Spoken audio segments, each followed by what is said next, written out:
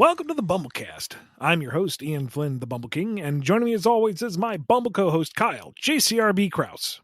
Hey all, Kyle here. What's up?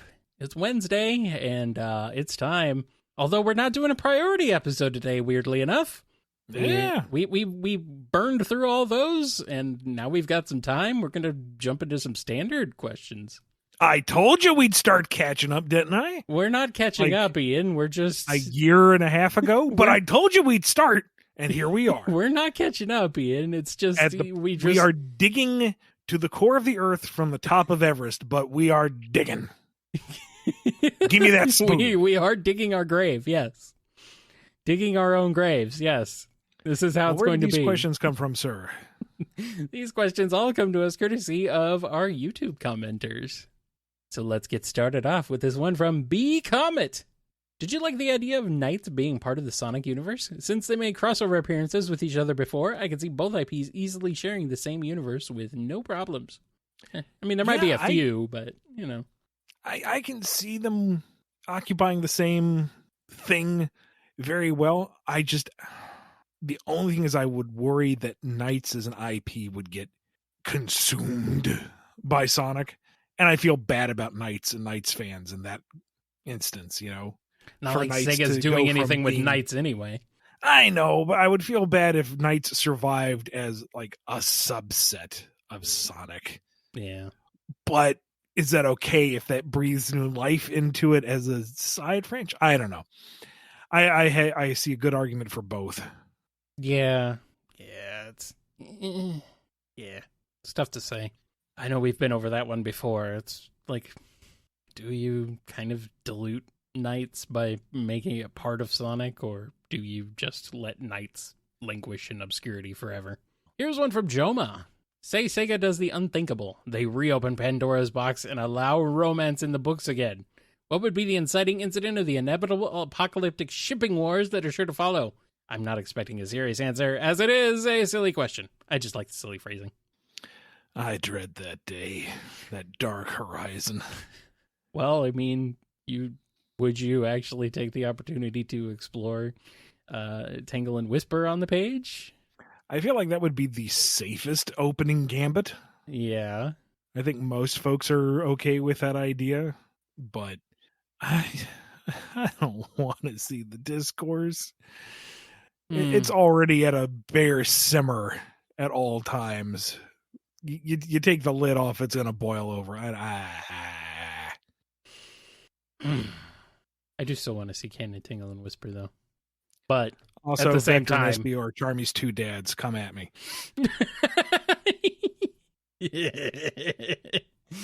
Now you can at Ian Flynn, BKC on Twitter. But what about Vanilla? What about Vanilla? Vector's got two hands.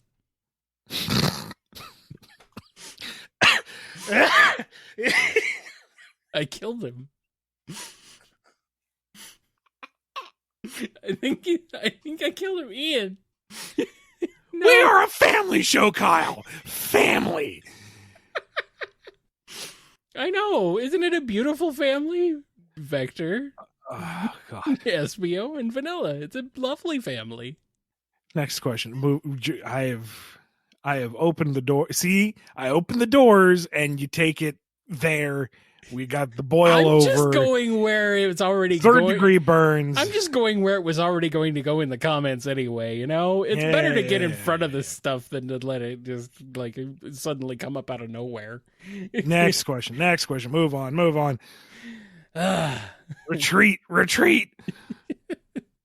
Here's a question from Supersonic 93. If Sonic and Amy became a couple, would they still go on said adventure? Retreat! Sorry, Supersonic 93. I just found this the placement of these questions next to each other pretty entertaining. So, anyway, not time to retreat yet, Ian. If Sonic and Amy became a couple, would they still go on adventures? Because I believe Sonic doesn't need to stop and settle down to have a loving relationship with Amy. I agree. Yeah. Like, if, against all odds, Sega did decide to have them commit, I could see them being adventuring duo. I could also see them being perfectly fine having time apart doing their own thing. But that's just one guy's opinion. I mean, all of Sonic's potential love interests in the past and present have been adventurous, outgoing. Now, Obviously it could work. Would not be a problem.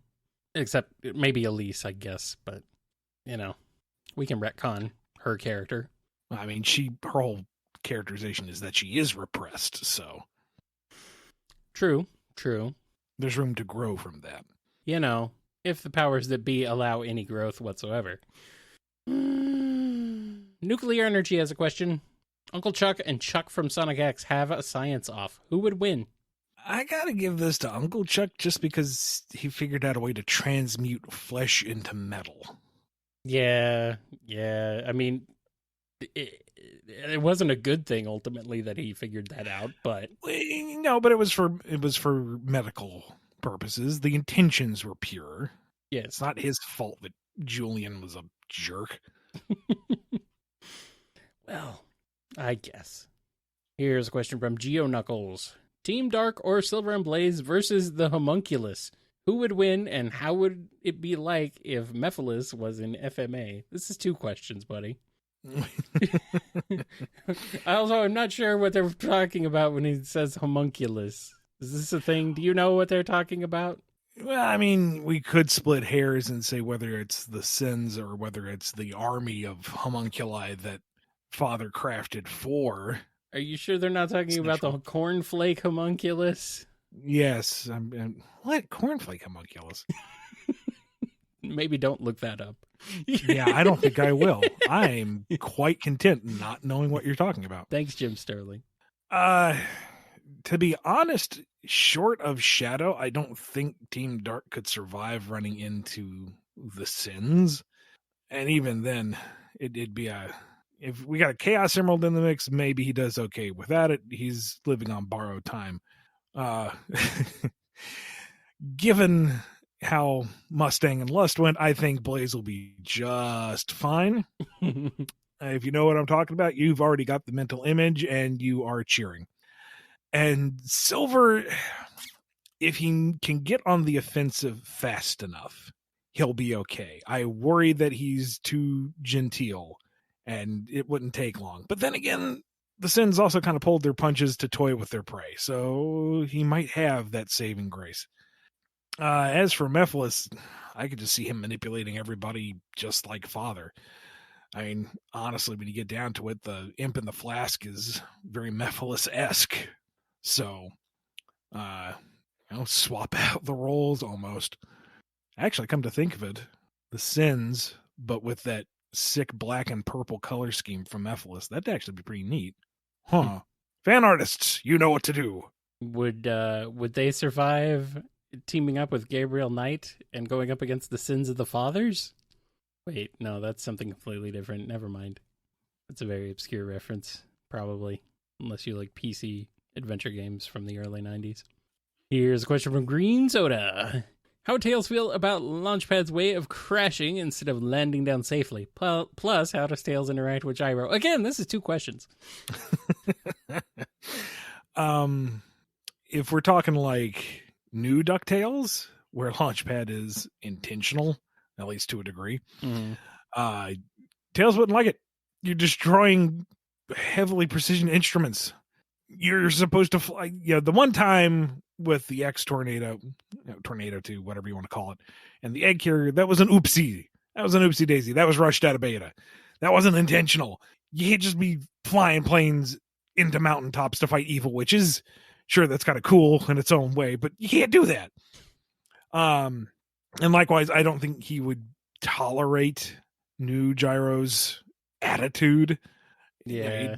He tried to be polite at first. He'd be a bit off-put second, and then he would just not tolerate that sass at the end. If we're talking old school DuckTales, though, he'd be way more sympathetic, and the Gyro of old is much too gentle and kind to have any strong negative opinion towards him. They'd get along fine. A very different character. I was surprised at the direction they took Gyro in the new DuckTales. It's like, I was not expecting this interpretation of his character. But on the one hand, I kind of like it. So It was entertaining, and it did give him some growth potential. right, yeah. I mean, Mrs. Beakley in the new one was way better than the old one. Talk about different characters. Although Mrs. Beakley in the old one did have her moments. Sure. She gets surprisingly like she's surprising in that old one too. So it might be I don't know. It could still work, but yeah, it's a totally different character. All right. Here's a question from Saving Throws. Oh, gracious and mighty King of the Bumble, I ask for your words of wisdom. If everything is canon, yet others are not, what others are there besides Chronicles, Chaotix, Spinball, and Pocket Adventure? Oh, this question is old. Yeah. Because at least 2 of those are back on the table. Yeah. I'm not really at liberty to go full disclosure because various reasons. But, if you're stressing about it, just fall back on that old mantra, everything is canon, and just don't worry about it, man. Hakuna Matata. Que sera, sera. Smile and nod. It's just a video game franchise. You should really just relax. Here's a question from Bonnie Cheese. Can the term Eggman's Dozen be used in IDW Sonic, given it was used in Archie? I love the idea of Eggman assembling a team of Sonic's worst enemies akin to the Sinister Six or Flash's Rogues Gallery, and would love to see the ideas be brought back into IDW when we have a much larger cast of villains. I don't know. I can honestly see it getting flagged, and I can see it being fine because it is such a general idea, and it fits with the name. So we'll cross that bridge when we come to it, I guess. Possibly. Here's a question from Bubble Revolution. I really enjoyed the original E-Series designs in the post-reboot Archie comics, like E118 Tau and E106 Ada. Would it be possible to see similar, wholly new E-Series robots like that in the IDW comics? I know a couple have shown up in IDW, but they looked extremely similar to Zero and E105 Theta.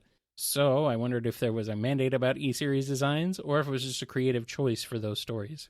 Kind of shot myself in the foot with the old in-universe blogs that went through the entire numerical list, because that technically makes kind of Archie canon stuff, and we know how much SEGA doesn't like to touch that. But there are options, he said, not spoiling things. Knowingly? And so smilingly? Quite possibly. I wouldn't. That in the E100 series, as much as I love the concept, is a bit dated at this point. So I don't know if it's something we can mine anymore. It might be, its relevancy may have reached its expiration date. I don't know. We'll see how the future plays out. Here's a question from Michael B. Will we see other Wisps showing up in IDW, such as Jade Ghost or Crimson Eagle? Maybe. That's the best I got for you. I don't know. Maybe. Here's one from Rosemary R. I played the Shadows DLC for Sonic Forces. Is it true Shadow destroys Jackal Squad, or is Eggman lying? It's true as far as I know. He seems rather upset. I don't think he's lying about it. I don't know, man. I don't trust most of what Eggman says, Seems like no, that's generally a good idea. Seems like a very sus character, It's very suspicious. I don't know. Here's a question from Sam S. Did you answer my question? Yes. No. Wait. Crap. That means we did answer the question. Crap. That's why I said yes. I defeated your metaphysical quandary. This is what happens when I go into YouTube, the YouTube studio thing, and say, show me all comments that contain questions, and we get ones like this. So, it's a perfectly valid question. Did we answer your question? Yes. We have actively answered it, actually. Yes. Here's one from Ralpho TG. What would happen if Alf got a crossover with the Thundercats? He's gonna snarf a snarf! Ha!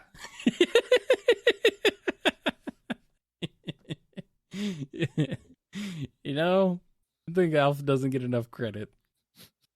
Or maybe too much. I'm not sure. What were you saying? We need to bring him back with our Bumble Pogs. I mean, they'll probably license Alf out to anybody who has $1 now. Yeah. I used to love that show. I know. Apparently, they really hated making it, which I can understand because there were holes everywhere in all the sets. Oh, sure. Yeah. Legitimately, I think Alf would have something of a identity crisis because here's all these people, and yet they all seem oddly delicious. Mm-hmm. Mm-hmm. Meanwhile, the Thundercats, they're used to all sorts of weird, furry, random critters. He'd fit right in. Maybe he's a little obnoxious. Maybe he's underfoot, but he wouldn't be any weirder or out of place than the other stuff they've encountered on Third Earth. Yeah. Would he try to eat them all? Not necessarily. I think they're a little too human for his palate. But Snarf, I don't know. He may not survive to the end. Well, wouldn't be a big loss. And our last question before we take a break is from Metal Skulkbane. Are Zeti naked, or do they all wear black clothing? If the former, explain Master Zeke in his robes. If the latter, explain Xena's black stripes. No. I think the answer is yes. This is one of the reasons I'm not really fond of their designs, because it's not consistent. What is, like, are they just general, like, Sonic naked? That's fine. Whatever. They're cartoon animals. They don't have dangly bits. Well, but they're more like cartoon them, aliens, cartoon Oni. But yes. Yeah, but some of them do look like they are part clothing. I don't know. I just don't know. Consistency in this franchise? Perish the thought. We can't even have consistency between games, much less in a game. Oh, well. While you stew on that thought for a while, we're going to take a break, and then we'll be back with more BumbleKast.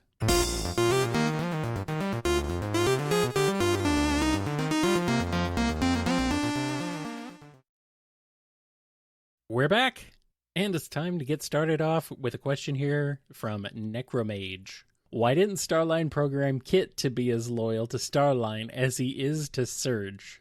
Tunnel vision.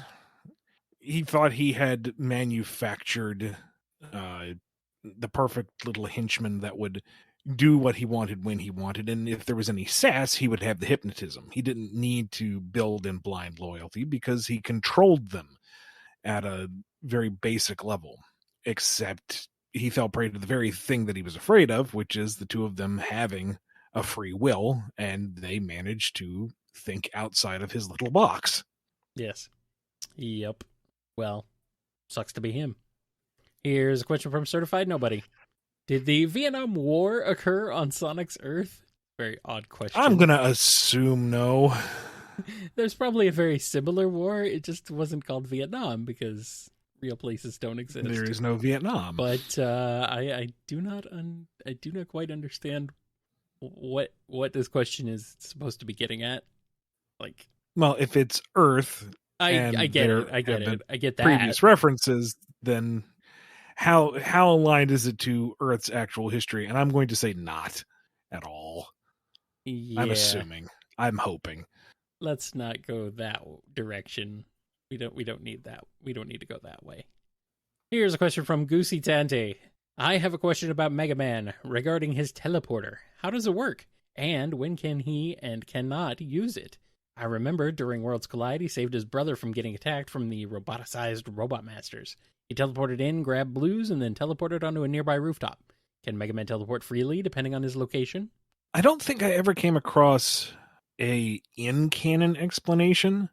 I think what I was working under was the assumption that he could do a short-range kind of line-of-sight teleport, and anything greater than that would need to have access to some kind of network. Like maybe there's a satellite set in orbit that does this sort of thing. And, you know, if you're in more remote regions, or if the area is scrambled, you know, you can't get a clear signal through, you can't do the teleport.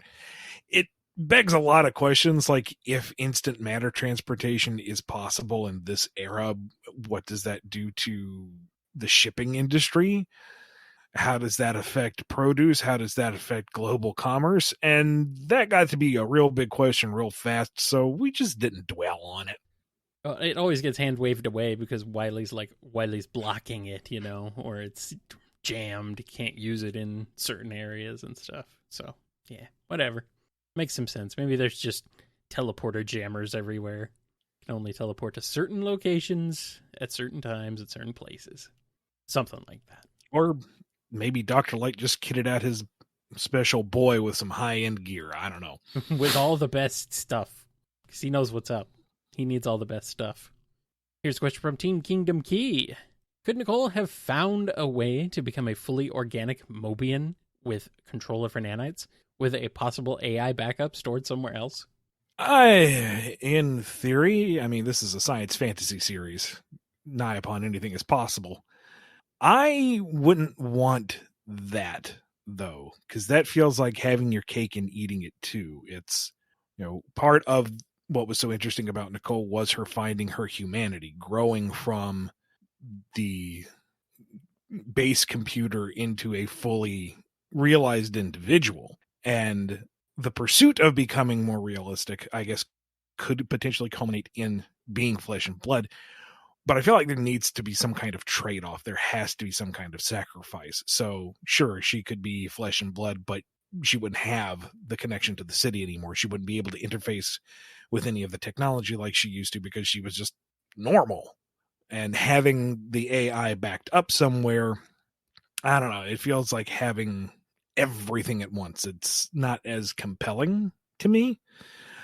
Unless that's like a built-in death cheat where, Nicole gets to be happy and alive for a little bit and then onward comes the meteor. But it's okay because we have the backup and now we can have Nicole. But I don't know. That's kind of dark. I don't like that.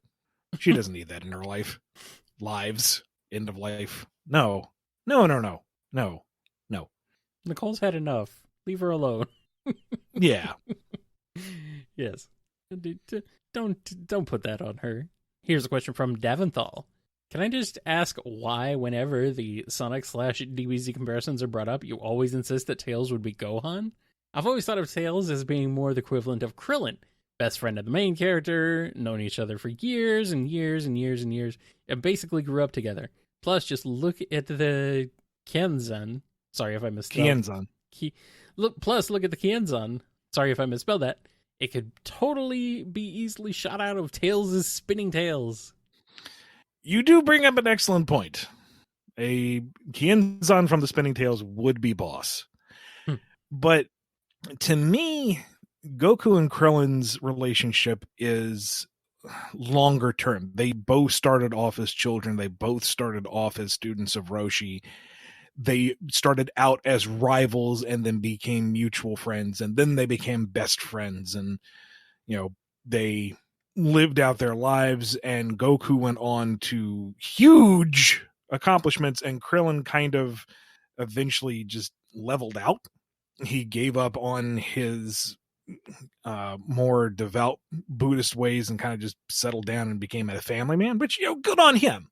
I'm not knocking the life choices. He had the happiest ending of them all, really. I mean, to be fair, he got married to an android, but,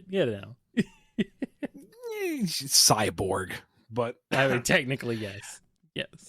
Point is, they had an arc together of parallels, whereas Goku and Goku was the standard that Gohan measured himself against.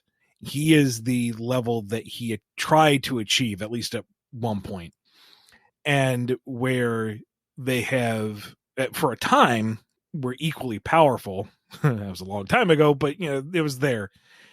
Gohan was the smarter of the two. That was the main difference between the two of them, was they had similar competency and technique, similar power levels. We can debate the nuance of that later.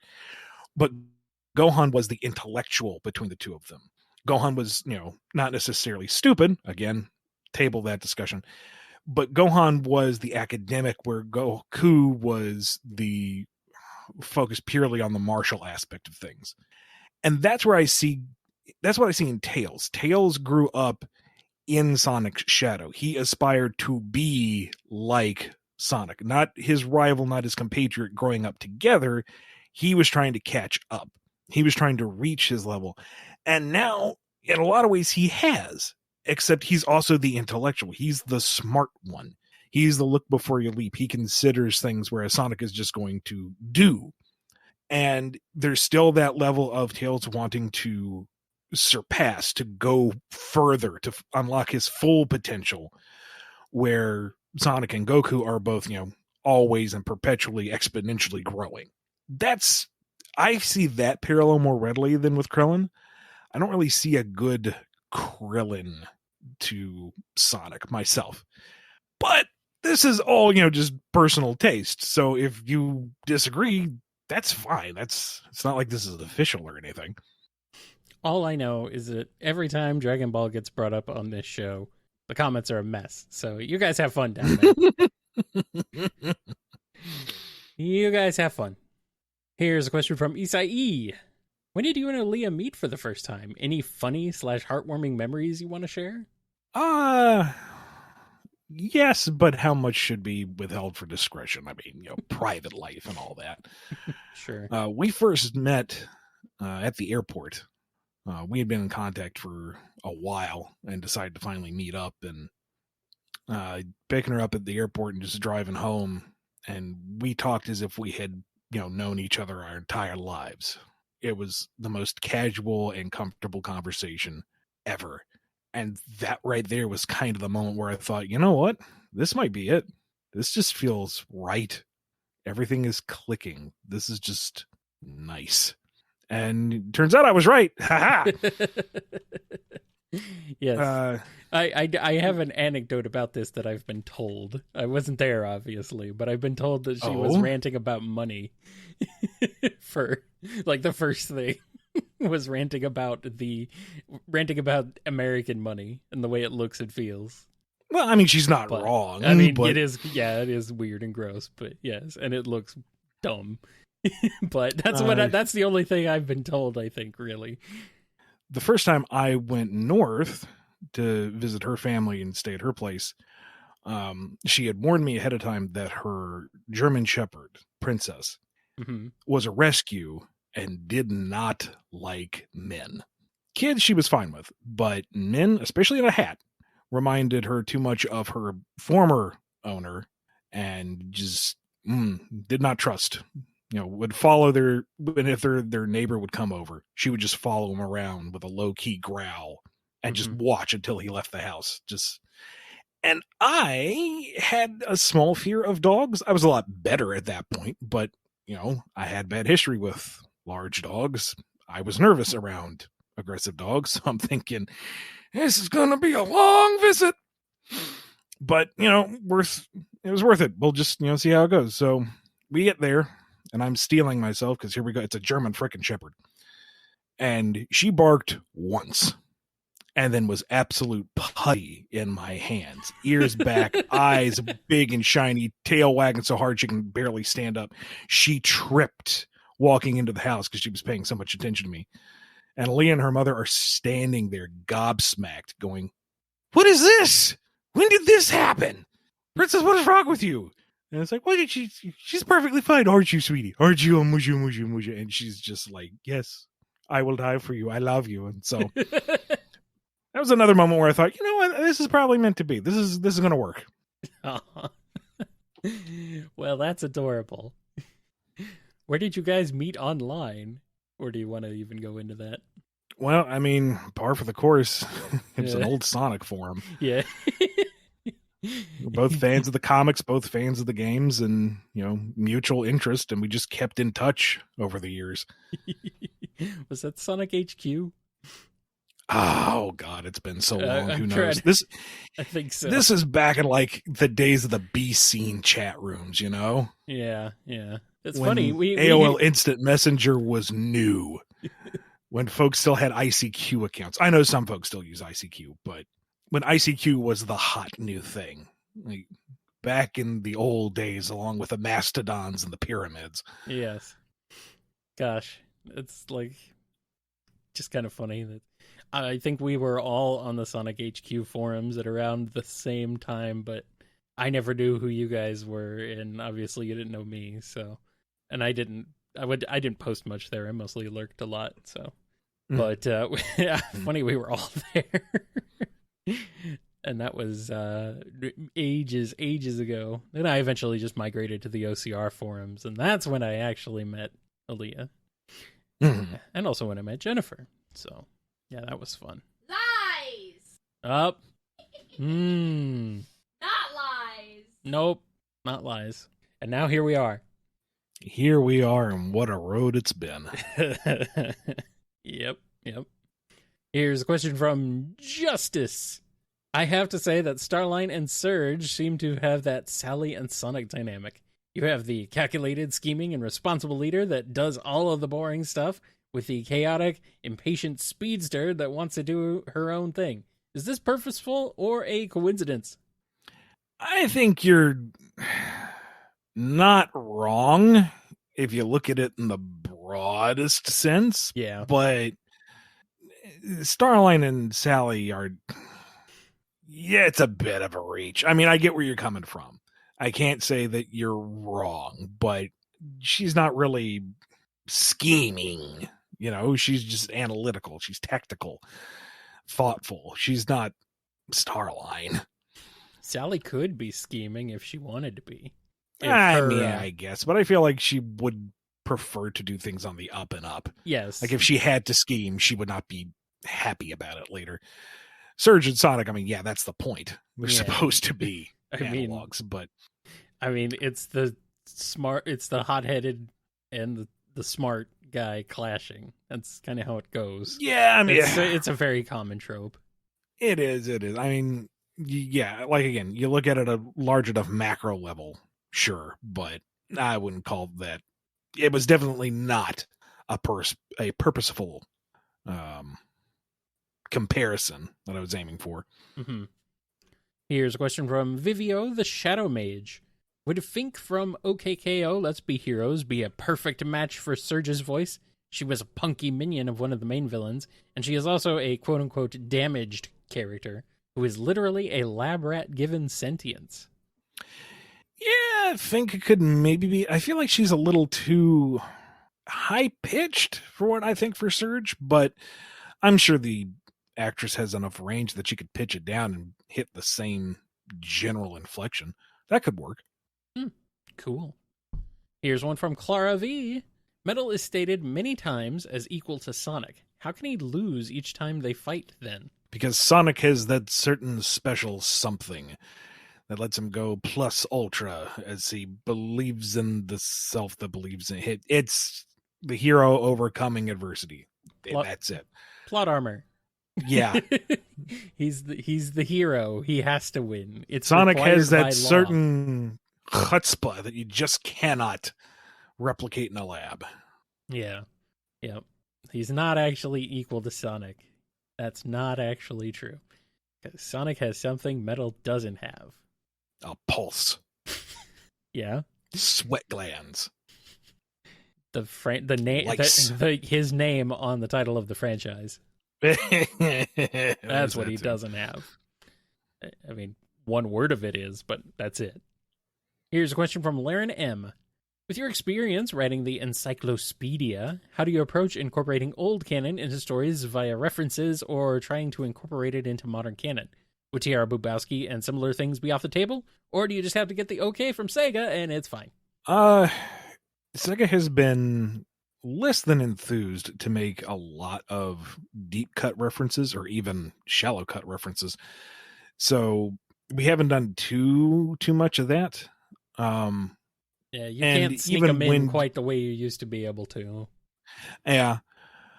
And even then, it needs to be done in such a way that everyone can appreciate it and understand the reference. Something that I have to remind myself is that, you know, Sonic Heroes was the first Sonic game for some people. Sonic Forces was some people's first Sonic game. Frontiers is going to be the first game for some folks. They don't know anything about Adventure or Adventure 2 or any of that. Saw a comment somewhere of there was some new piece of Chow merchandise, I think, and they went, "Oh, it's those little things from that story in the comics," and it's like, no, it's from the Adventure series. Well, it's really been that long. So they are from that story in the comics, but they are, but they are also not the origin. Yes. I mean, tangentially, that reminds me of a time I was playing Star Fox Assault at a store kiosk, and a kid said, "Oh, you're really good," and I said, "Thanks," as I flew through a wall, and he goes, "I played the first one, but it was too hard." I was like, "Oh yeah, where'd you get stuck?" And he said, "Fighting the T-Rex." So there's that level of perspective that you have to try to maintain when making references to older material, because not everyone knows it, especially the majority of the comics audience. As for stuff that never made the cut, like Tiara or like Madonna or like the old band or stuff, well, no, that was like internal stuff. So Tiara specifically, that game never came out, and from my understanding, there might be some ownership dispute over the assets, so that will probably never resurface. Yeah. Super old deep cut stuff like Max and Mock and Sharps, that's a bit of a reach, but I think that's still in-house and a maybe, but like bottom priority. Really, what does this reference do for the story that we're telling at the time? Am I just doing it to be a nerd? Probably. Does it do something for the story at hand? It better. This is so weird coming from you, because you're the guy who pulled out all sorts of stuff with Archie. I know. I know it's a different run and everything's changed now. Different run, different working relationship. Yeah. It's just still, it's like, this is the guy who freaking pulled things out of Adventures of Sonic the Hedgehog in 2014 or whatever. It's like, that cartoon was well over 20 years ago, dude. It's like almost 30 years ago at that time. What are you doing? It's like, oh, you're being amazing. Yes, thank you. My personal philosophy is that if it can still be utilized, the old enough fans to know what it comes from will appreciate it, and the new fans, it's going to be new to them regardless. Yeah. So it's fresh material for them. So it's win-win. That's my thought of it. It's like you can integrate this stuff, and it doesn't necessarily have to. The reference of it may go over some people's heads, but I mean, it's not like the fact that it is a reference is going to be a deterrent necessarily, unless it's unless it's something integral to the plot. Like if it's a character you're pulling in, you can easily reintroduce the character in a different light. I mean, look at how you did Breezy, or how Evan did, or Von Schlemmer, and yeah. And that's pretty much how I try to pitch it, is that here is this new element with the bonus of the oldies are going to enjoy it. Mm-hmm. But that doesn't always take. So right.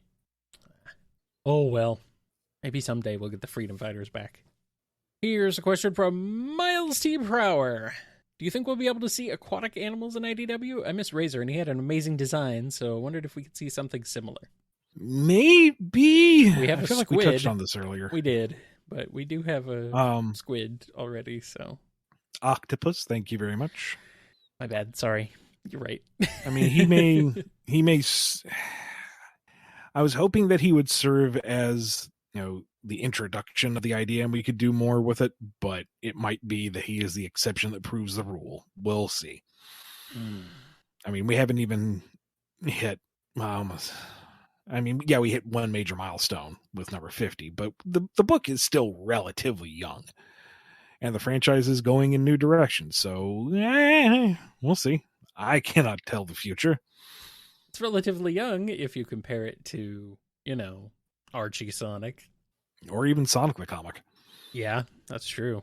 Both of them went on for quite a while. Very rare for comics to go on that long in the same continuity. Mm-hmm. And we got a question here from Boogie. Oh, whoa. How fast is Blaze compared to Sonic and Shadow? I'd assume she'd be faster than average, but would she be able to keep up with the Hedge Boys at top speed? I'm under the assumption that, yeah, she's on par with Sonic.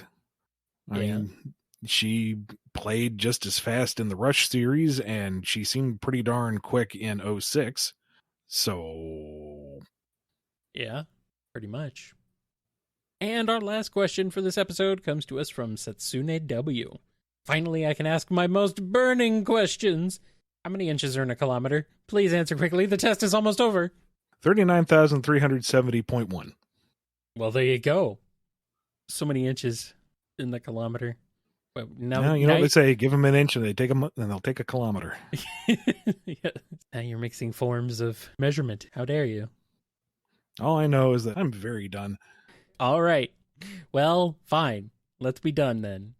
No, wait. We have something important to do. Oh, We have to give a big thank you to all the patrons over at patreon.com/BumbleKast, Ko-fi.com/BumbleKast, and our YouTube members for supporting the show.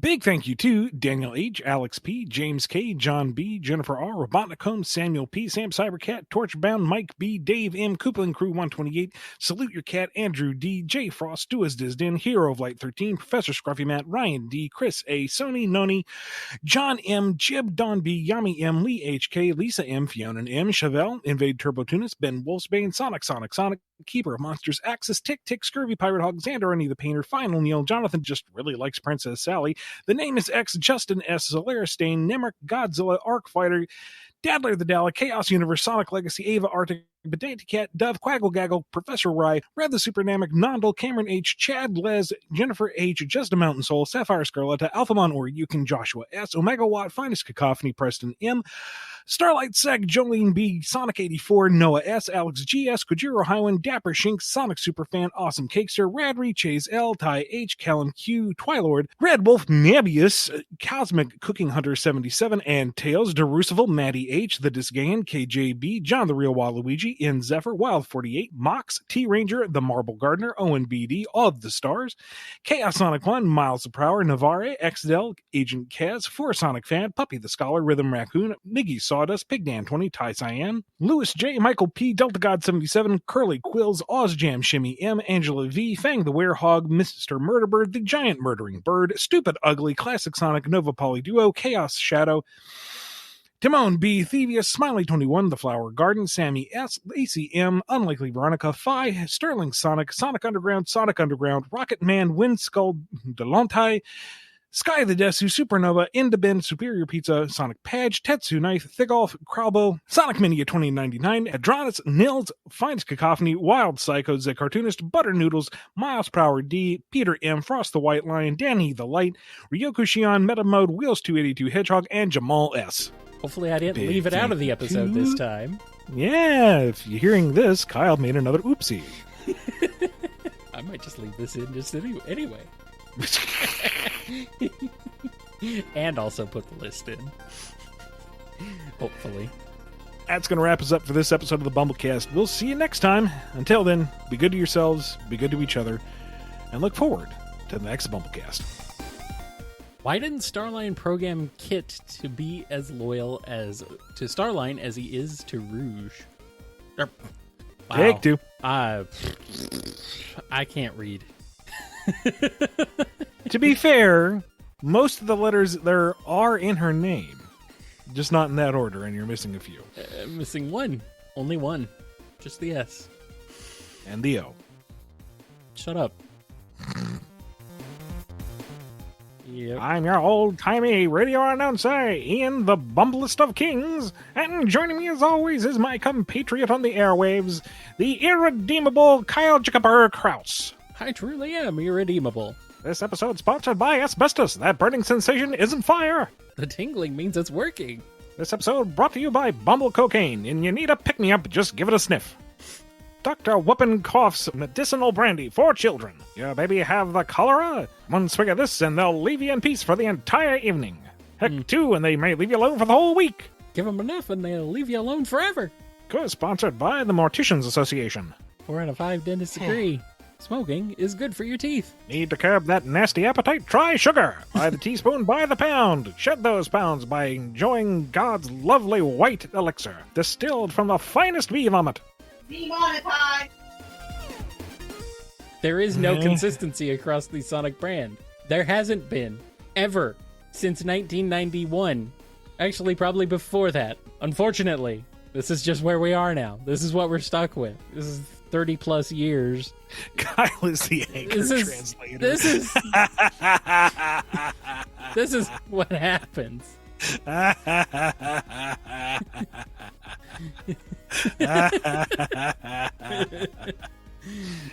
I like that. This is what happens when you have 30 years of a franchise where each installment of said franchise has tenuous connections at best between installments. At best, tenuous connections. Like, you could argue that the Genesis games, the Genesis quadrilogy, is fairly solid all the way through.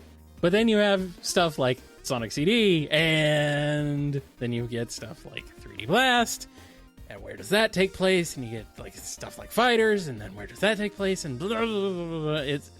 It's a mess, and it's not going to be reconciled effectively in any way ever.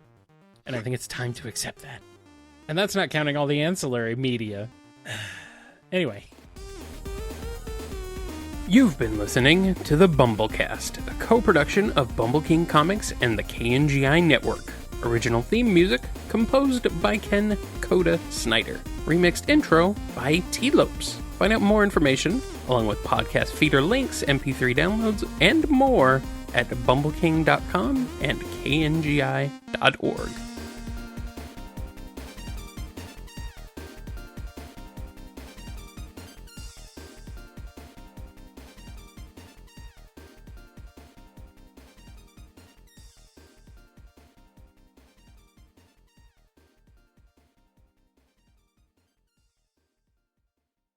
If you didn't hear your name on this episode, I'm sorry. I'm sorry.